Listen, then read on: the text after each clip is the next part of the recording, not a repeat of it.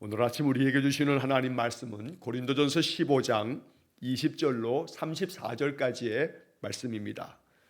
고린도전서 15장 20절로 34절까지의 말씀을 세번역 성경으로 봉독합니다. 그러나 이제 그리스도께서는 죽은 사람들 가운데서 살아나셔서 잠든 사람들의 첫 열매가 되셨습니다. 한 사람으로 말미암아 죽음이 들어왔으니 또한 한 사람으로 말미암아 죽은 사람의 부활도 옵니다. 아담 안에서 모든 사람이 죽는 것과 같이 그리스도 안에서 모든 사람이 살아나게 될 것입니다. 그러나 각각 제 차례대로 그렇게 될 것입니다. 첫째는 첫 열매이신 그리스도요, 그 다음은 그리스도께서 재림하실 때에 그리스도께 속한 사람들입니다. 그때가 마지막입니다. 그때에 그리스도께서 모든 통치와 모든 권위와 모든 권력을 패하시고 그 나라를 하나님 아버지께 넘겨드리실 것입니다. 하나님께서 모든 원수를 그리스도의 발 아래에 두실 때까지 그리스도께서 다스리셔야 합니다. 맨 마지막으로 멸망받을 원수는 죽음입니다. 성경에 이르기를 하나님께서 모든 것을 그의 발 아래에 굴복시키셨다 하였습니다. 모든 것을 굴복시켰다고 말할 때에는 모든 것을 그에게 굴복시키신 분은 그 가운데 들어있지 않는 것이 명백합니다. 그러나 모든 것이 하나님께 굴복당할 그때에는 아들까지도 모든 것을 자기에게 굴복시키신 분에게 굴복하실 것입니다. 그래서 하나님은 만유의 주님이 되실 것입니다. 죽은 사람들이 살아나지 않는다면 죽은 사람들을 위해서 세례를 받는 사람들은 무엇하려고 그런 일을 합니까? 죽은 사람이 정말로 살아나지 않는다면 무엇 때문에 그들은 죽은 사람들을 위하여 세례를 받습니까? 그리고 또 우리는 무엇 때문에 시시각각으로 위험을 무릅쓰고 있습니까?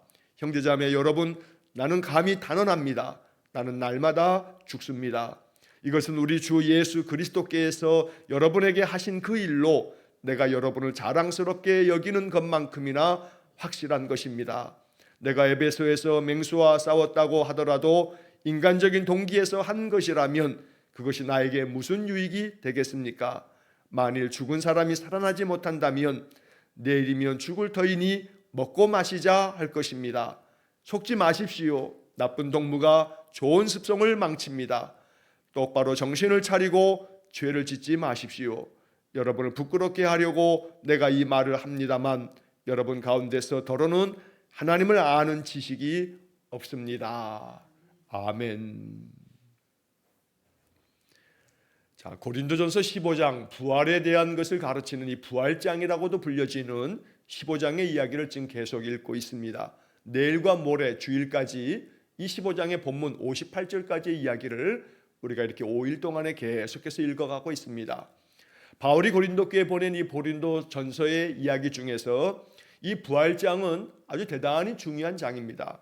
왜냐하면 우리가 어제 그제도 말씀 나눈 것처럼 이 부활장을 통해서 바울은 복음의 핵심을 고린도 교인들에게 전하여 주었고 예수 그리스도께서 이 땅에 오셔서 십자가의 죽으심으로 우리의 죄를 대속하셨고 또 다시 부활하심으로 말미암아 모든 잠자는 자들의 첫 열매가 되셨다. 그래서 우리에게 부활의 소망을 갖게 하는 말씀이 이 고린도전서 15장의 말씀이기 때문에 우리가 이렇게 며칠 동안의 15장을 묵상하면서 부활의 믿음이 우리의 믿음 가운데 충만해지기를 간절히 축원합니다. 그리고 이 부활은 단순히 훗날 주님께서 재림하실 때 그때의 부활을 바울이 이야기하고 있지만 그러나 동시에 오늘 본문에서 31절에서도 바울이 언급한 것처럼 나는 날마다 죽습니다 라고 하는 이 고백은 아주 중요한 의미가 있는 고백입니다. 왜냐하면 부활이 이 본문의 말씀에서도 주님께서 마지막 때에 재림하셔서 일어나게 될 그런 영광스러운 부활과 더불어 바울은 동시에 나는 날마다 죽습니다 라고 하는 것은 한 번 죽으면 죽음인데 날마다 죽는다는 것은 날마다 죽고 다시 부활하는, 결국 바울은 그 일상의 삶 속에서 이 인생이라고 하는 육신을 가지고 있는 이 삶을 통해서도 우리 주님께서 장차 재림하실 때 임하게 될 영광스러운 그 찬란한 부활만이 아니라 우리 일상의 삶에서도 바울은 날마다 부활을 경험하고 있노라고 이야기하는 것이 바로 31절에 나는 날마다 죽습니다 라고 하는 고백 속에 담겨 있는 겁니다. 날마다 나의 육신은 그리스도와 함께 십자가에 못 박혀 죽고 나의 심령은 늘 그리스도와 함께 거듭난 삶을 살아가는 것. 그래서 늘 바울은 내가 날마다 내 육신의 소욕을 죽이면서 내 안에 성령의 충만함 속에 나는 날마다 살아나는 부활을 경험하고 있다고 말하는 것이 바로 이 31절에 담겨져 있는 바울의 가르침인 것입니다. 오늘 본문의 말씀을 통해서도 잠자는 사람들의 첫 열매가 되셨다는 20절 말씀부터 우리는 예수 그리스도의 부활의 은혜가 오늘도 나의 삶 속에 임하고 내일도 모레도 우리가 살아가는 이 육신의 삶이 끝나는 그날까지 우리는 끊임없이 이 부활의 능력 가운데 살아가는 복된 삶이 되시기를 주의 이름으로 간절히 축원합니다. 자, 20절 말씀부터 다시 한번 본문을 살펴보면 그러나 이제 그리스도께서는 죽은 사람들 가운데서 살아나셔서 죽은 사람, 잠든 사람들의 첫 열매가 되셨습니다. 자, 여기 20절에 그러나부터 이렇게 시작이 되는데 어제 본문의 말씀에서 죽은 사람의 부활이 없다면 우리의 믿음이 다 헛것이 아니냐, 헛된 것이 되어버리지 않느냐. 그러나 그리스도께서는 분명히 죽은 사람들 가운데서 살아나셨다라고 바울은 계속해서 반복하여 이 말씀을 전하는 것입니다. 이 예수님께서는 죽은 사람들 가운데서 살아나셔서 그 살아나신 부활은 잠든 사람들의 첫 열매가 되신 거다. 나무를 심어놓고 그 나무에서 열매가 나기 시작하게 되면 첫 해에 첫 열매가 나오고 나면 그 다음 해부터는 매년마다 그 나무에 열매가 맺혀지게 됩니다. 그러나 그 나무가 처음에 묘목에서부터 자라서 나무가 저 크게 장성하여 이제 첫 열매를 맺을 때까지는 그 나무는 많은 생명을 담고 자라나게 됩니다. 그리고 그 나무가 첫 열매를 맺고 난 다음부터는 끊임없이 그 나무는 살아있는 한 계속해서 열매를 맺게 됩니다.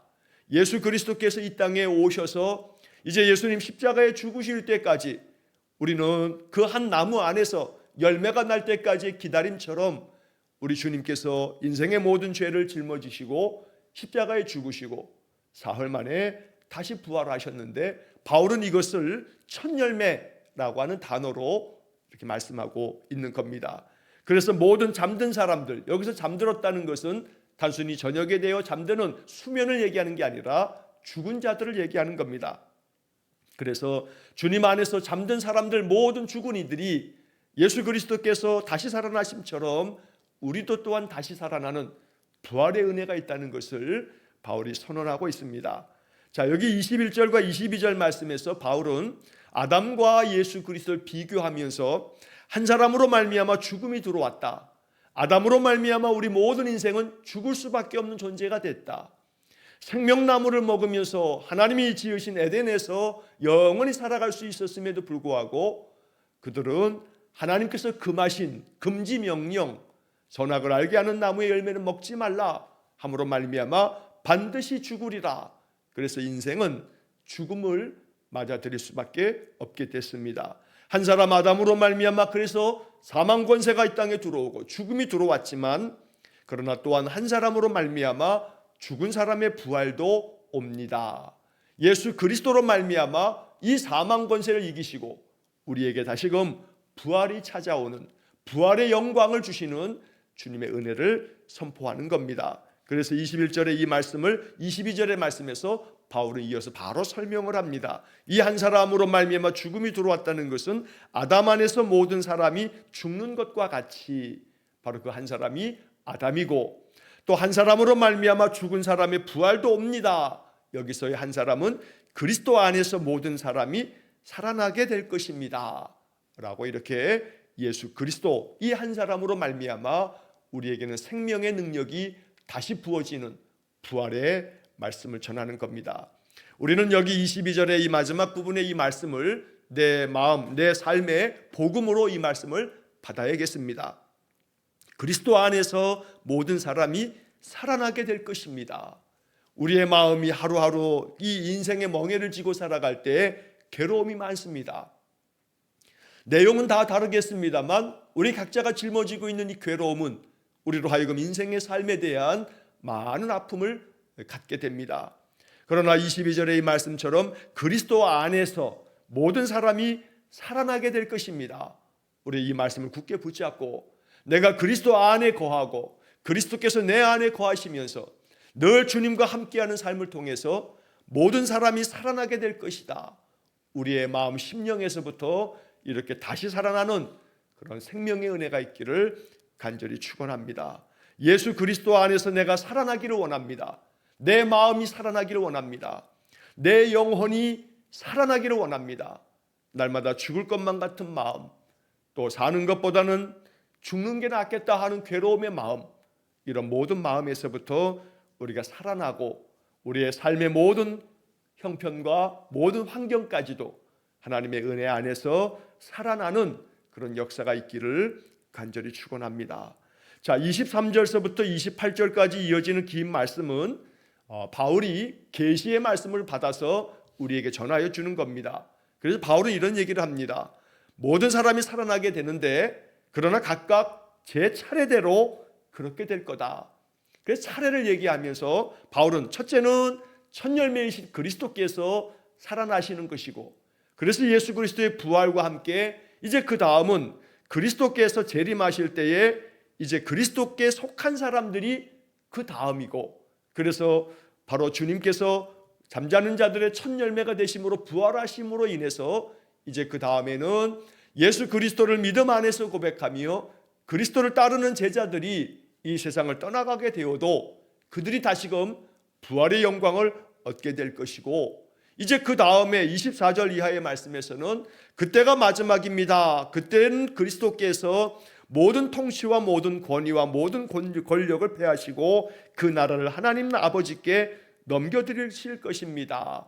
바울이 여기 24절 이하의 말씀에서 이제 그때는 마지막이 되는데, 그 마지막 때에는 주님께서 이 세상의 모든 통치와 권세와 모든 것들을 하나님 아버지 앞에 넘겨드린다.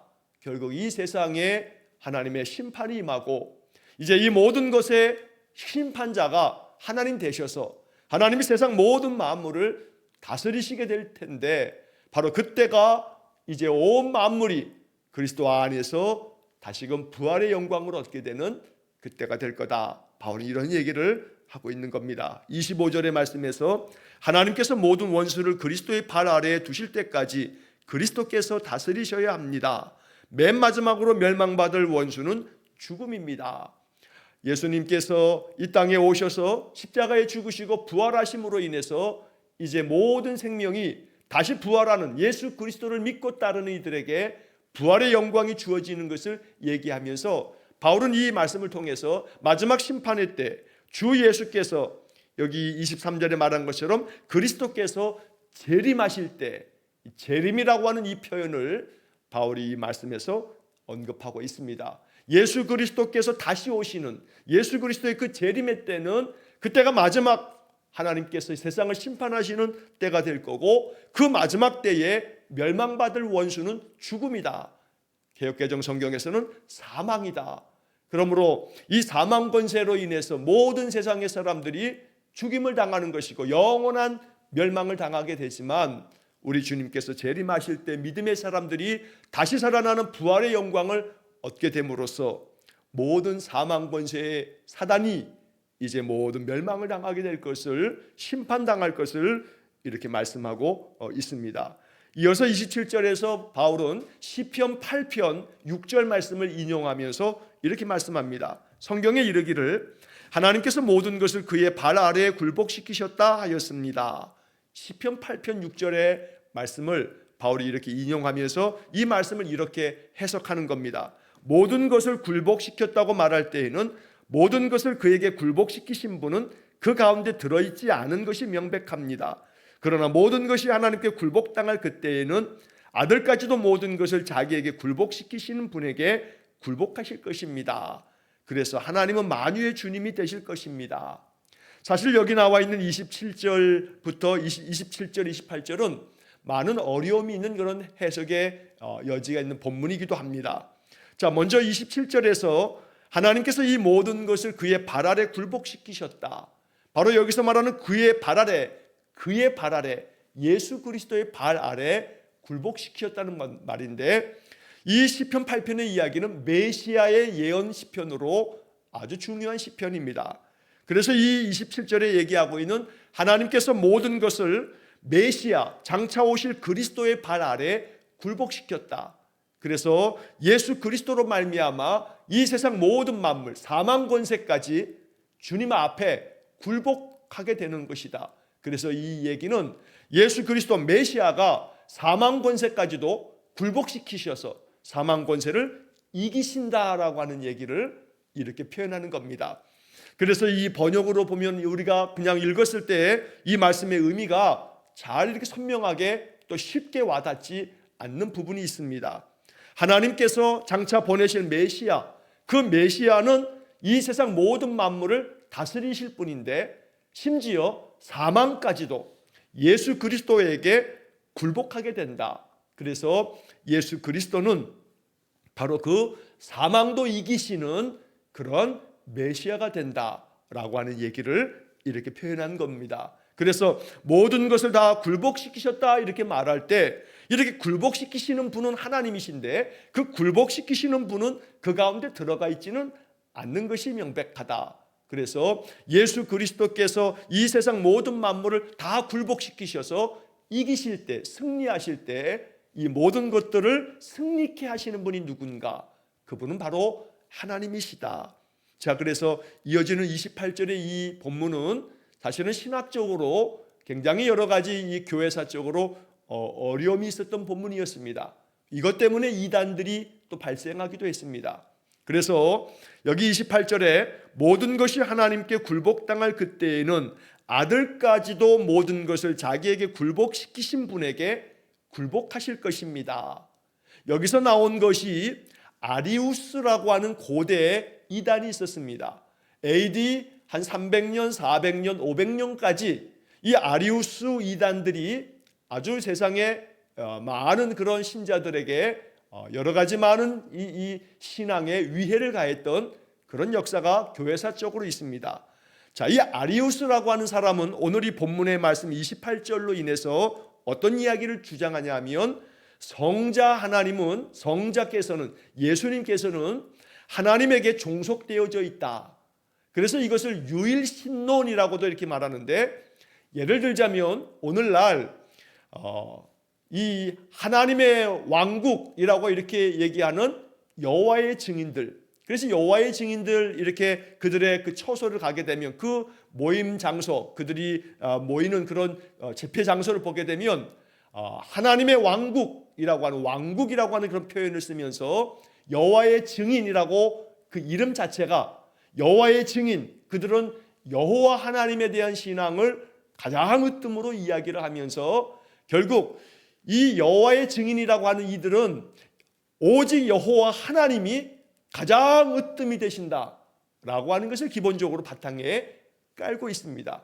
이것을 유일신론이라고 이렇게 부르기도 하는데 유일하신 하나님 여호와 한 분만 계시다라고 이야기하면서 메시아 그리스도는 이 유일하신 하나님에게 종속되어지는, 그러니까 쉽게 따진다면 계급으로 따지면 가장 높은 분이 하나님이시고 여호와이시고 그 여호와 밑에 바로 성자 그리스도가 있는 거고 그 그리스도 밑에 성령이 있는 거다. 그래서 이 성부, 성자, 성령을 계급으로 따지면 성부 하나님 여호와가 제일 높으신 분이고 그 밑에 종속적으로 그리스도나 성령은 그의 뒤에 따르는 것이다 라고 하는 그런 신학적 입장을 가진 것이 고대 아리우스라고 하는 이단이었습니다. 교회 안에서 이것은 이단으로 정죄가 되었습니다. 그래서 아타나시우스라고 하는 사람이 이 모든 문제에 대한 신학적인 성경적인 정리를 통해서 초대교회 당시에 이 모든 이단들을 다 척결하고 성부, 성자, 성령은 삼위일체 하나님이시다. 이분은 세 위격을 가지고 있으나 한 분이시다. 사실은 삼위일체의 교리는 우리가 우리 인간의 언어로 표현하기에 너무나 어려운 그런 표현이기도 합니다. 왜냐하면 삼위일체 하나님을 우리 인간이 우리의 이성으로 이해할 수 없는 그런 신비의 영역이기 때문입니다. 세 개의 위격을 가지고 계신데 그분이 하나이시다라고 하는 것을 우리 인간의 언어로 쉽게 설명하기도 어렵기 때문입니다. 자, 오늘 이 28절의 이야기에서 우리가 기억해야 하는 것은 바로 이것입니다. 아들까지도 모든 것을 자기에게 굴복시키신 분에게 굴복하실 것이다. 즉 아들까지도 메시아 그리스도 예수님까지도 자기를 굴복시키는, 자기에게 굴복시키는 그 하나님 앞에 굴복하실 것이다 라고 하는 것은 성자가 성부에게 종속된다. 쉽게 말해 성부가 제일 높고 성자 예수님은 그 밑에, 계급으로 따지면 그 밑에 계급이다 라고 하는 식의 해석과 그런 가르침은 잘못되었다는 겁니다. 자, 여기서 말씀하고 있는 것은 성자는 성자의 역할이 있어서 이 땅에 성부 하나님께서 성자 그리스도 예수님을 세상에 보내어 세상에 대속의 제물이 되시면서 십자가에 죽으시고 십자가에 죽으심으로 모든 죄가 우리가 사함을 받고 사망 권세를 이기시고 부활하심으로 말미암아 오늘 본문 20절처럼 잠자는 자들의 첫 열매가 되신 이것이 바로 그리스도 예수님께서 담당하시는 구원 사역이었다는 겁니다. 성부 하나님은 창조주 하나님으로 세상 모든 만물을 지으시고 성자 하나님은 우리 모든 죄 지은 인간들을 구속하시는 그런 구원자 하나님이 되신다. 그래서 구원자 하나님이신 성자 하나님께서는 이 땅에 사람의 몸으로 오셔서 영광스러운 하늘의 보좌를 버리시고 낮고 천한 이 땅에 오셔서 성부 하나님의 뜻을 받들어 그래서 겟세마네 동산에서도 바로 예수님께서는 나의 원대로 마시고 아버지의 원대로 되기를 원합니다 라고 이렇게 말하면서 성자 하나님, 구원자 하나님의 그 사명을 감당하시는 말씀을 우리가 성경에서 봅니다. 그래서 오늘 본문에 이제 28절의 마지막이 가장 중요한 본문이 됩니다. 그래서 하나님은 만유의 주님이 되실 것입니다. 하나님께서 이 세상 모든 만물의 주님이 되셔서 성자 하나님 예수 그리스도께서도 이 땅에 성부 하나님의 뜻을 받들어 이 땅에 오셔서 십자가에 죽으시고 부활하심으로써 온 세상을 향한 하나님의 사랑, 모든 세상을 구원하시는 그 하나님의 섭리를 이루셨다라고 바울은 선언하는 겁니다.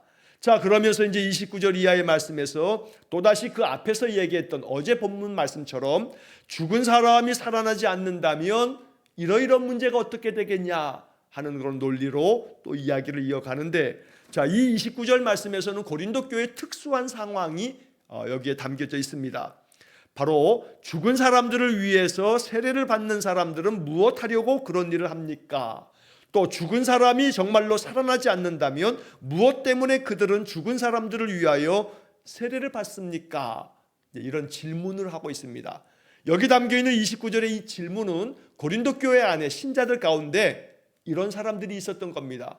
죽은 사람이라 할지라도, 세례를 받지 않은 죽은 사람이라도 그 세례를 받지 아니하고 죽었던 그 사람이 이 땅에 이 남은 가족들이나 또 그를 사랑하는 이들이 그 세례받지 않고 죽은 사람을 위해서 대신 세례를 받으면, 세례받지 않고 죽었지만 그 사람이 이 땅에 있는 사람들이 대신 세례를 받아줌으로써 그 사람이 세례받은 것과 같은 효과가 있다라고 생각하는 그런 사람들이 있었던 겁니다. 자, 바울은 이 29절의 말씀에서 이러한 것들을 이건 잘못됐다, 이건 부정하고 또 혹은 이것들은 잘못된 그런 가르침이다 하고서 이거 하지 말아야 된다 뭐 이런 얘기를 하지 아니하고, 죽은 자들을 위해서 우리가 이렇게 세례를 받는 이것이 만약에 죽은 사람이 살아나는 게 아니라면 그럴 필요가 뭐가 있겠냐라는 논리를 펴고 있는 겁니다. 자, 그래서 이 29절의 이런 말씀들로 인해서 개신교회는 이것을 신학적으로 받아들이지 않습니다만 가톨릭 교회는 이 29절의 이런 말씀들로 인해서 죽은 자들을 위한 기도가 그들의 신앙체계 안에 중요한 요소를 차지합니다. 그러다 보니 가톨릭 교회에서는 죽은 자를 위해서 이 살아있는 자들이 기도함을 통해서 죽은 자들의 영혼에도 영향을 미친다라고 하는 그런 신학적 입장을 가지고 있는 겁니다. 그렇기 때문에 중세시대에 면죄부라고 하는 것도 이런 것 때문에 가능하게 된 겁니다. 면죄부를 돈을 주고서 사게 되면 살아있는 사람들이 돈을 교회에다 헌금을 하면서 면죄부를 사면 죽은 사람이 죄를 면하게 됨으로써 지옥에 있던 영혼이 연옥으로 옮겨지게 되는 그러한 교리를 갖게 되는 것이 바로 여기 29절의 말씀 때문입니다. 그래서 죽은 사람들이 살아나지 않는다면 죽은 사람들을 위해서 세례를 받는 사람들은 못하려고 그런 일을 하느냐? 그러니까 죽은 사람들이 살아나는 것이 있기 때문에 죽은 자를 위해서 이렇게 대신 세례도 받는 것이 아니냐? 바울이 이렇게 말하고 있다는 겁니다. 그러나 개신교회는 이러한 것들을 신학적으로 우리는 받아들이지 않습니다. 우리가 고린도 교회 성도들처럼 세례를 받지 않은 사람, 그렇게 죽은 사람을 위해서 살아있는 가족이나 그를 사랑하는 이들이 대신 세례를 받는 것은 성경적으로 올바르지 못합니다. 그래서 오늘날 이 개신교회의 신학은 바울이 이렇게 29절에서 말하고 있는 것은 2000년 전 고린도 교회 신자들의 이러한 이야기를 예를 든 것이지, 바울이 죽은 자를 위해서 대신 세례를 받으면 죽은 자의 영혼에게 세례를 받는 것과 같은 영향을 미친다고 바울이 가르친 게 아니라 고린도 교회 이런 상황들에 대한 예를 들어서, 그래서 죽은 자들이 다시 살아나는 부활이 있다는 것을 논증하려는 것이지, 죽은 자를 위해서 대신 세례를 받으면 죽은 자가 세례받지 않고 죽었어도 그가 세례받은 것과 같이 되어진다라고 하는 논리를 펴는 게 아니다. 여기 29절, 30절 이어지는 이 말씀은 결국 바울이 죽은 자들이 죽은 것으로 끝나는 것이 아니라 죽은 자들이 다시 살아나는 것이 부활이 있다는 것을 논증하기 위한 거다라고 이렇게 신학적으로 정리하는 것이 개신교의 입장입니다. 그래서 우리는 죽은 자의 영혼을 위해서 기도합니다만, 그러나 그것이 죽은 자들의 영혼이 지옥에 간 것이 연옥으로 가고 천국으로 가고 이러한 것들을 이 살아있는 사람들에 의해서 영향을 받는다라고 하는 그런 신학적 입장은 개신교의 입장이 아닙니다. 어려운 신학적인 이야기들을 오늘 본문에 이 이야기가 담겨 있기 때문에 이런 말씀을 드렸습니다만, 중요한 것은 예수 그리스도께서 부활하심으로 말미암아 우리에게도 다시 살아나는 부활의 약속이 주어졌다는 것을 바울이 강조하면서 고린도 교회의 이런 특수한 상황에 대한 설명을 바울이 이 글에 쓰고 있는 겁니다. 자, 여기서 우리는 중요하게 여겨야 할 것은 이제 30절 이하의 말씀에서 또 우리는 무엇 때문에 시시각각으로 위협을 무릅쓰고 있습니까? 형제자매 여러분, 나는 감히 단언합니다. 나는 날마다 죽습니다. 그리고 바울은 그 다음 이어서 이어지는 이 32절의 말씀에서 에베소에서 복음을 전하면서 바울이 당해야 했던 많은 극심한 고난들이 있었는데, 맹수와 싸웠다고 하더라도 라고 하는 표현처럼 광야에서 복음을 전하기 위해서 지금처럼 이렇게 교통수단이 있는 것도 아니고 그냥 걸어다니는 그런 그 시절에 바울은 광야길에서도 많은 맹수들을 만나기도 하고 많은 위협을 당하기도 하고, 이런 가운데에서도 그럼에도 불구하고 내가 그리스도의 복음을 전하는 일에 온 힘을 다하는 까닭은, 이것은 예수 그리스도의 부활이 있기에 이 부활의 복음을 전하기 위해서 시시각각 위협이 있고 핍박이 있고 많은 그런 고난이 있어도 나는 날마다 그리스도를 위해서 내가 죽음을 각오하고 이렇게 복음의 헌신적인 삶을 사는 것이다. 바로 이러한 이야기를 32절까지 쭉 이어서 말씀하는 겁니다. 32절 그 중간에 보면 만일 죽은 사람이 살아나지 못한다면 내일이면 죽을 터이니 먹고 마시자 할 것입니다. 죽은 자가 다시 살아나는 것이 없다면, 죽는 것으로 끝난다면 우리는 이 땅에서 그냥 이 살아있는 동안에 먹고 마시고 내가 하고 싶은 대로 쾌락을 즐기면서 살자 이렇게 말할 것이지만, 그러나 분명 예수께서 다시 살아나심처럼 죽은 자의 부활이 있기 때문에 우리는 이 땅에서 거룩한 성도의 삶을 살아가게 되는 것이다. 바울이 이렇게 가르치는 겁니다. 그리고 이제 마지막 33절과 34절 말씀에서 고린도 교회 교인들에게 엄히 권면하면서 권고를 합니다. 속지 마십시오. 나쁜 동무가 좋은 습성을 망칩니다. 오늘 이 33절을 우리 마음 깊이 주님의 음성으로 듣기를 간절히 축원합니다.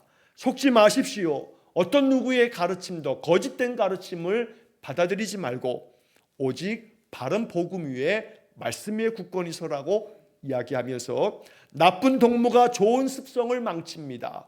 나쁜 친구가 잘못된 가르침으로 우리의 좋은 신앙의 이 습관과 영적인 삶을 망치게 된다라고 말합니다.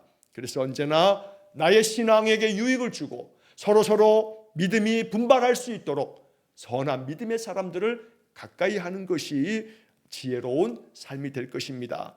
똑바로 정신을 차리고 죄를 짓지 마십시오 라고도 바울은 고린도 교회 성도들에게 말씀합니다. 오늘 이 34절의 이 말씀이 우리에게 들려주시는 주님의 음성이 되기를 간절히 축원합니다.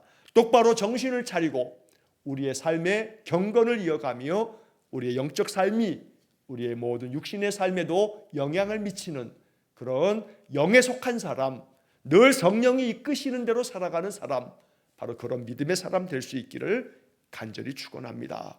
바울은 이런 이야기를 하면서 고린도 교회 성도들이 정말로 부끄러움을 가지고 자신들의 허물을 돌아보면서 그 신앙을 회복할 수 있기를 바라는 마음으로 여러분을 부끄럽게 하려고 내가 이 말을 합니다만 이렇게 표현하고 있는 것입니다.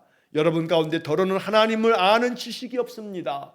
그 하나님을 아는 지식이 없는 사람들이 여러분의 좋은 습성과 좋은 그 신앙을 망치지 못하게 하려면 그들에게 속지 말아야 하고 오직 정신을 차리고 우리의 신앙을 굳건하게 지켜야 한다고 바울은 강조하고 있는 것입니다. 오늘 본문의 말씀에서 우리는 마음 가운데 잠자는 자들의 첫 열매 되신 그리스도께서 바로 나와 함께 계심으로 바울이 31절에서 말한 것처럼 나는 날마다 죽습니다.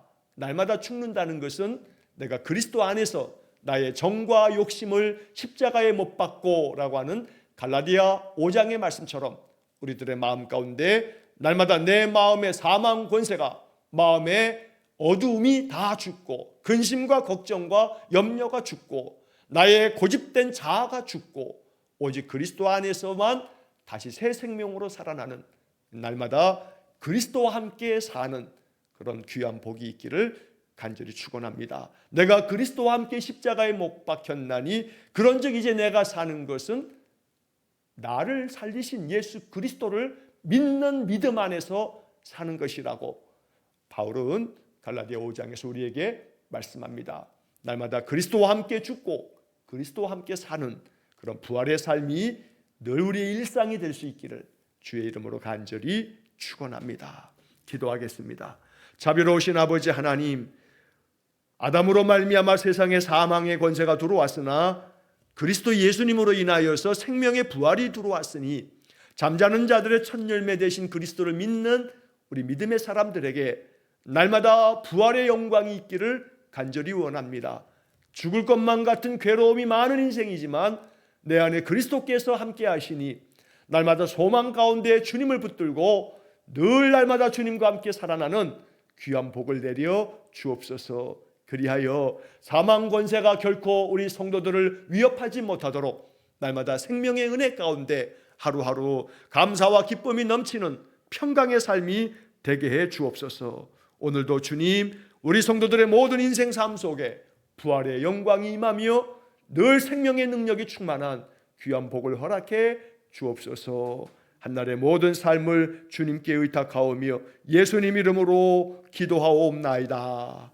아멘. 우리 구주 예수 그리스도의 은혜와 하나님 아버지의 극진하신 사랑과 성령의 교통하심이 정신을 차리라 말씀하시고 또한 좋은 신앙의 성도를 통해서 믿음이 분발하도록 권면하는 주의 말씀을 마음에 받아 우리의 신앙, 부활의 믿음으로 살아가기를 소원하며 기도하는 머리 숙인 귀한 성도들 위해와 저들 가정과 온 가족들 위해 영원토록 함께 하시길 축원하옵나이다. 아멘.